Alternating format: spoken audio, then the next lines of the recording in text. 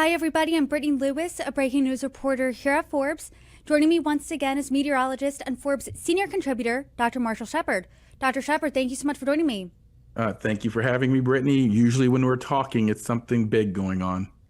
And this is no different. A giant swath of the country from Texas to New England is bracing for a massive winter storm this weekend, complete with freezing temperatures, snowfall, sleet, and powerful winds. Experts are saying up to half of the entire United States population could be affected. That's a lot of people, a lot of ground cover. What are you making of the forecast so far? You know, it's starting to get its act together as we're talking Thursday morning. We're starting to see the seedlings of this storm developing. It actually had some of its origins out on the West Coast with atmospheric rivers off of California. In fact, it was so important to get good data. The hurricane hunters were flying into this early incipient storm out off the coast so that we could help get the model forecast right for what's going to happen in the middle of the country and on the East Coast. So it really illustrates how impactful people believe this storm is, that we're actually using our hurricane hunters to fly into the early storm. That surprised me when you wrote that for Forbes. I mean, how common is that hurricane hunters are flying into a winter storm? So, it's uncommon that hurricane hunters fly anything other than tropical cyclones. So, but this storm, it's flying into sort of the earliest phases of this storm. There are also hurricane hunters flying out over the Gulf to get information there as well. And that's all to provide more information into the forecast models. Because, Brittany, this storm, as I wrote in Forbes at Forbes.com, rivals the storm of the century that many of your viewers and listeners may remember from 1993. In fact, it probably is going to cover even more ground than that. We're talking up to 33 states potentially impacted by this storm, as you mentioned, with a range of snow from the northern tier, from the southern Rockies over the mid-Atlantic, to freezing rain and here in the south, and even sleet and wind too. It's going to be in parts very windy too. I know that you said we're starting to see the seedlings of this storm. As you and I are talking, it's late Thursday morning. What are those hurricane hunters? What have they seen so far? What information have they gathered thus far? Well, Brittany, when we use weather models, computer models, to make forecasts for the storms, 1 day out, 3 days out, 5 days out, these weather models need input. And so normally how we get that is with weather balloons and maybe with satellites. What the hurricane hunters can do is they can fly into the storms and they drop instruments on something called a dropson. So they drop it from the aircraft all the way down, and they're taking data in the same way that the weather balloon's taking data as it goes up. And so that's just the more information you have, the more a better picture that you can resolve in the models for what's going to happen 1 day from now, 3 days from now, 5 days from now. So it helps to helps the models get right where the low pressure might establish itself, whether it's going to establish itself north or south of certain areas. That's important because where these initial conditions emerge, that could have impacts for where the snow swath will be. Will it be further north, further south, and so forth? So there are significant downstream effects of getting the initial information correct at the start. And so that's what those additional hurricane hunter flights do. I think something that's just so stunning about this storm is the potential for it to be a historic weather event. And as you mentioned it again in Forbes, that you don't recall seeing a winter storm footprint this massive since the storm of the century in 1993. That was over 30 years ago, but if you lived through that, you remember just how big it was. How is this storm so big? Yeah, in fact, I think it's even bigger than that storm in 1993 in terms of the footprint. It's just a really interesting weather setup where we've got Arctic air plunging south. So much of the country by Sunday is going to be in really cold Arctic air. And then when you have a storm system like this, you got this plume of moisture, it's in part associated with an atmospheric river and also tropical moisture. All of these conspire to just provide this large shield of moisture falling into this massive entrenched area of Arctic cold air. Typically for us in the South, and we're going to be here in Georgia where I'm located, probably dealing mostly with an ice storm. Typically when we are dealing with these winter storms, there's always this tension between, okay, is the moisture in the air, cold air, going to match up? Well, they're colliding. They're there together in this storm. And so that's why it's so massive. I also I don't want to downplay this, Brittany, but even after this storm moves through, yeah, I think they're going to get 10 to 20 inches of snow in Washington, D.C., for example. We're going to have frozen precipitation down in Nashville and parts of Atlanta and back in the northern Texas, Dallas, and so forth. But after this storm moves through, don't underestimate this news story: extreme cold. For example, here in Atlanta, we could be have single digit low temperatures early next week. Highs might not get above freezing, and in places further north, it'll be even colder. So that's a secondary part of the story once we get past the snow, freezing rain, and sleet. And that's not good, right? Because then that'll just freeze those areas and anything that had precipitation for days on end. But I know that you said this has the potential to impact 33 states. That's two-thirds of the country. So I want you to walk us through those areas. Let's start in the South where you are. Talk to us about the timing and what people can expect to see Friday, Saturday, Sunday, and then beyond. Yeah, I think here in the South, the lower Mississippi Valley, Tennessee Valley, and the Southeast, where I'm sitting right now, I think most of I think rain starts moving in early Saturday morning.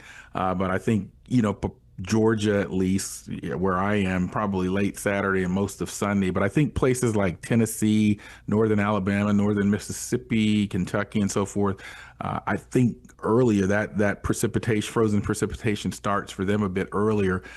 Likely starting tonight, Thursday into Friday, places like Texas, into Arkansas, Louisiana, they are the first wave of the storm, if you will, the first sort of place that we'll start to see those impacts as well. In fact, such an impact that my son, who plays college basketball for Oglethorpe University, they were due to travel to Tennessee and Mississippi for games this weekend, but those have been rescheduled. I think for the Mid-Atlantic, places like Washington, D.C., parts of Virginia, I think later in the weeks, late Saturday, Sunday, and into Monday is when they will be dealing primarily on the northern side with a big snowstorm. And I think something that's really important is, aside from specifically the weather, you talked about other potential dangers people could face. Talk to us about those. Well, I think with a big snowstorm like this, you have the obvious impacts of, places that are going to get that much snow, like Washington, D.C., and that likely will shut much of that region down because of travel concerns and people getting to work.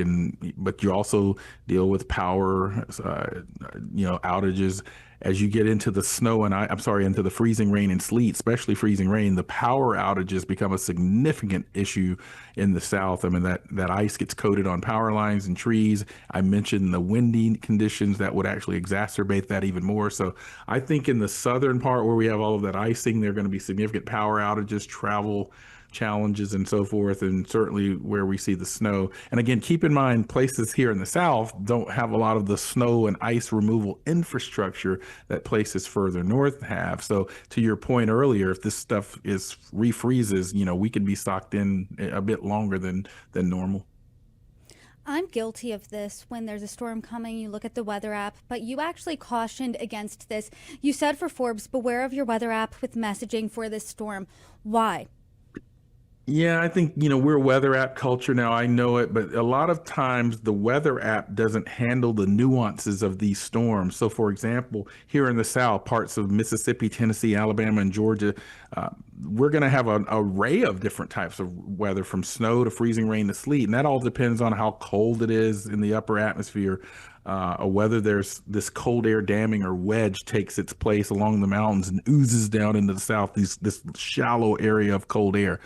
The apps don't know any of that. So when they see moisture and temperature, they'll just put a snowflake there. But in fact, it might be freezing rain or sleet where you are. It doesn't have the ability or the nuance to understand these sort of structural differences in the atmosphere that could lead to freezing rain, sleet, or snow. So I caution people, the apps are very useful for big picture things. They are not very good for these dynamically evolving complex situations like this, particularly when you're dealing with different types of precipitation, frozen precipitation.